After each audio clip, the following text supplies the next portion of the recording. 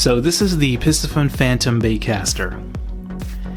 This is one of those rare pieces of fishing tackle that performs much higher than its actual price point. Ever since Piscifun sent this out to me, I believe about a year ago, I was very impressed with it. It casts like a $300+ reel. It's very lightweight, like a bunch of $300+ reels, and it's pretty smooth for being a all carbon reel.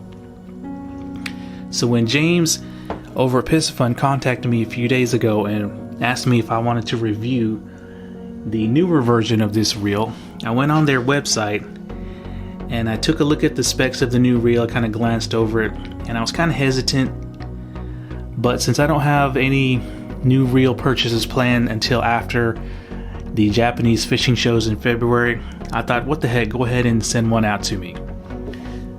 So to my surprise, he sent out all three of them. Introducing the Piscifun Phatom X. I'll let you guys take a good look at this particular model here. Now when I first looked at the specs online, of course, I wasn't too impressed. I just thought this was going to be a downgraded budget version of the Phatom. And in some ways it is, but in a lot of ways it's actually not. It's an upgrade. And we're going to go over that with you guys. Now, as of the recording of this video, the price of this reel I believe is only $47.99. So it's under $50. And I'm going to let you guys look at this other one right here. As you can see, Piscifun is kind of joining the different color bandwagon. And you probably already guessed that these different colors signify gear ratios. And for those of you who are thinking, oh, you know, they're just doing what KASTKING's doing, actually, that's untrue. DAIWA is the first company that I can remember color-coded their gear ratios. They've been doing it for quite a few years now. What they would do is they would color the retaining nut a different color to signify the different gear ratios. And I believe Shimano followed suit, at least with their METANIUMs, by color-coding the spool tension cap a few years later. So DAIWA is the one that started this color-coding gear ratio revolution. So this means, since there's three colors, that this Phatom X comes in three gear ratios. You got your cranking model, the low speed 5.3 to 1, and it's the blue color. It's got blue accents all over the place. And then you have your, I guess, middle speed 6.3 to 1, which is coated by this orange color. And of course they come in left and right. As you can see, this is a lefty. And then you got your high speed 7.3 to 1, which of course is this red color.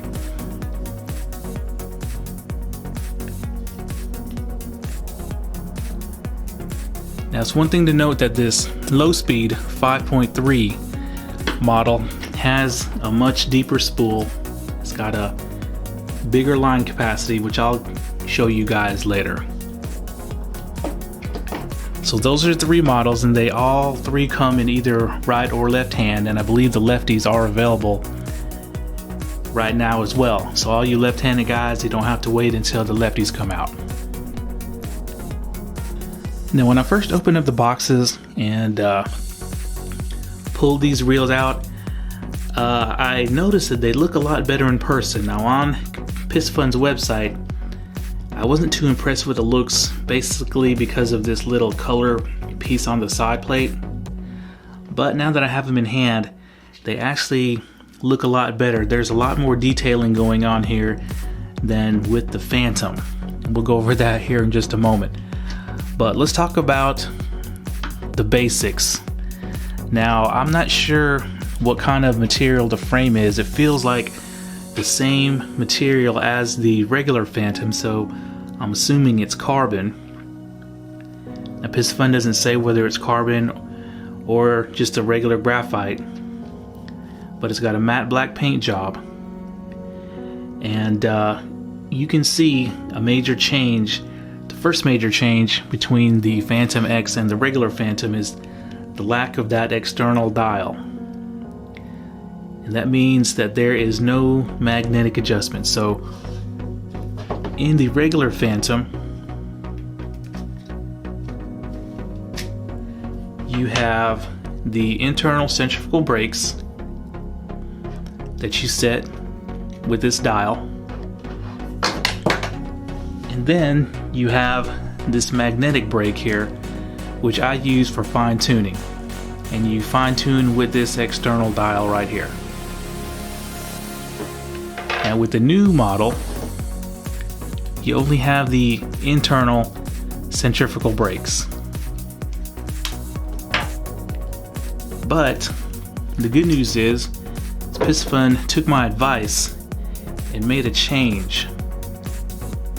So with the old model, my first criticism of it, well, I shouldn't say first, but one criticism I had of it was that the notch to indicate what brake setting you were on was colored black, just like the dial. So just looking down, you really couldn't tell what brake setting you were on. So Piscifun remedied that with this new little dial, and the first thing you'll notice is that they have numbers on both top and bottom, and they have these two white dots now to let you know what setting you're on. So I'm glad they took my advice and did that. Now the settings for the centrifugal brake are the same.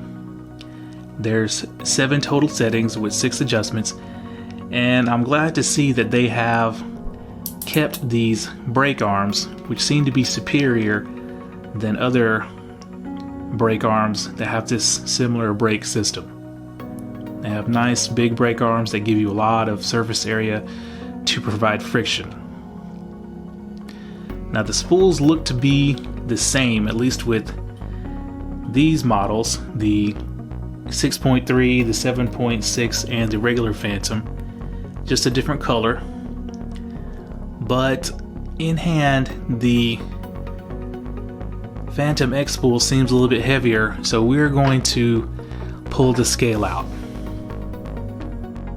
Okay guys, so I have the spools out, and I'm going to show you guys first the difference between the 5.3 low speed cranking model spool versus the other spools like the 6.3 and the 7.6 version. As you can see, the spool is much deeper. It's going to hold a lot more line. In fact, I believe it holds 190 yards of 10-pound mono, so that's a lot of line. And because the spool is deeper, they couldn't give it that center area porting. All they did was they just gave it some accents, but it still got the sidewall porting like the others. Now the spool is what makes the Phatom cast so damn good. It's super lightweight and it's very tall. Of course it's got the MGL porting, but the fact that it's taller than other real spools, it has to, well, it doesn't have to work as hard, I should say, to cast the same distance as smaller spools. So just taking a look at the spools, they seem to be the same diameter, the same size, which is good.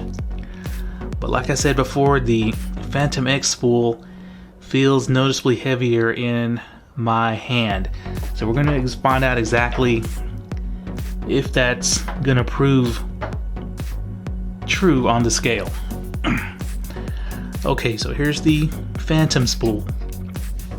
It's 14.2 and the bearing weighs about 1.5 grams. So the new spool, whoa, okay, so there's the first major difference other than the brakes, is the spool's a lot heavier at 19.2. So I don't know if they used a different material or if this powder coating, the spool seems to be powder coated, and I know that adds weight, but I know the bearing looks to be the same size, so there's going to be a major casting difference between the two. So without the bearing, you're probably looking at a 17.7 gram spool versus a 12.7 gram spool with the regular Phatom. So yeah, there's one of the major differences you're going to get with the budget model Phatom X. Now let's see if this deep cranking spool is any different. Okay, the deep cranking spool actually weighs less than the other spools, the higher gear ratio spools. So you're looking at about a 17 gram spool because of this center section here. There's a lot less material than with the higher speed ratio spools. So Piscifun did engineer some performance differences with the spools and of course with the brakes, which is to be expected. Okay, so that being said, let's put the spools back in and we're going to weigh these reels. Okay guys, so Piscifun lists the Phatom as weighing 5.7 ounces. Now if I recall, during the video I made of it, it's actually a little lighter than that at 5.6 ounces. So 5.6 ounces for the original Phatom. This is one of the lightest reels out on the market. So I know that the new Phatom X's weigh a little bit more due to a couple of different reasons, which I'll go over in a second. But they're listed at 6.9 ounces, and it looks like that is right on the money. 6.9 ounces, at least for the 5.3. Let's see what the 7.6 weighs. 7.6 is a little bit heavier, I think due to the gear ratio, and the 6.3 is a little bit heavier as well. So right around 6.9 to 7 ounces, which is still pretty lightweight compared to most reels these days, especially reels in the $50 and under category. So now that we've went over the three major changes in my book, there's no way to sugarcoat it. Those were downgrades in my opinion, which is to be expected considering this is a cheaper reel. So now let's talk about some similarities that they have, which are good. Now the thumb bar is still the same design, which is a plus. It's got this rubber piece for grip in the center. Still got that nice positive feel to it. Doesn't appear to have any kind of mush or play. The line guide is still the oversized line guide, meaning it's taller, which should aid in casting distance. And it's still got the clicking spool tension. And I'll tell you what guys, this spool tension, the clicks are so precise, it feels almost as good as my DAIWA SS Air. It feels even better than my $400+ Conquest BFS. It feels definitely a lot better than some of the spool tension clicks on other brands. Now what I mean by precision is that there's hardly any kind of dead space in between clicks. You just go from one to the other. There's no kind of mush or dead space between those clicks. It makes it feel like a more expensive reel because of that. Okay, so let's get to the differences and the upgrades. And you're probably thinking, you know, how is a cheaper, more budget version of a reel going to have any kind of upgrades over the most expensive? And that's a valid question, but Piscifun did it.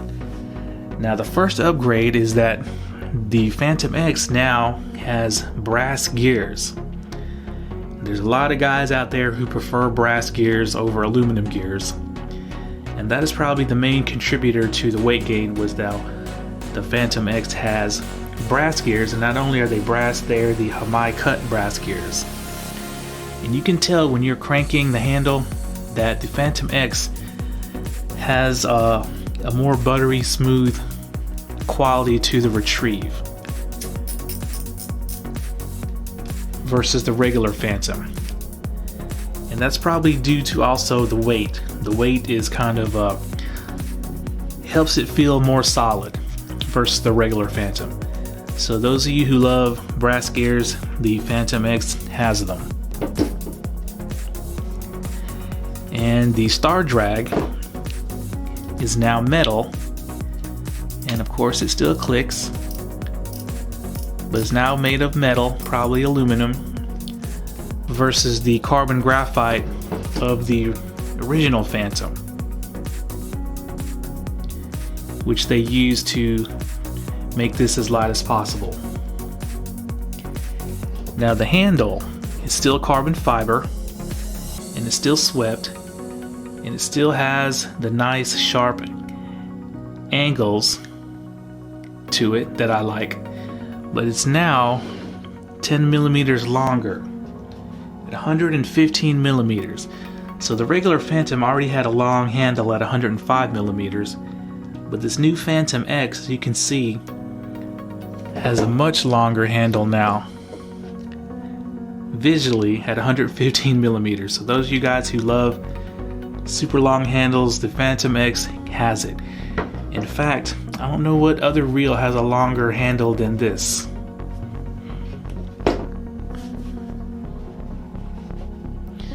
And somehow, despite giving it the same 4-disc drag system, the Phatom X now has 18 pounds of stopping force versus 17 pounds for the regular Phatom. So somehow they added 1 pound of stopping power to the drag of the Phatom X. And the spool tension, we went over that. It still got the same precision clicking, but as you can see, it's got their logo on it now. Now, also, I believe the final upgrade that I could see was that this has 1 extra ball bearing.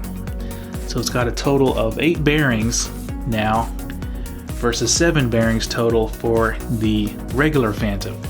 So I didn't see any kind of schematics listed, so I don't know exactly where they put that bearing, but it might be on the main shaft, because the retrieve on these Phatom X's is very solid and rigid, even more so than the regular Phatom, which had a very rigid retrieve as well.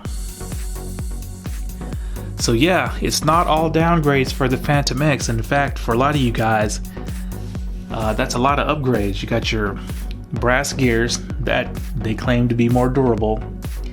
You got your longer handle. You got more ball bearings. And you got a stronger drag system. So for under 50 bucks, I'd say that's a bargain.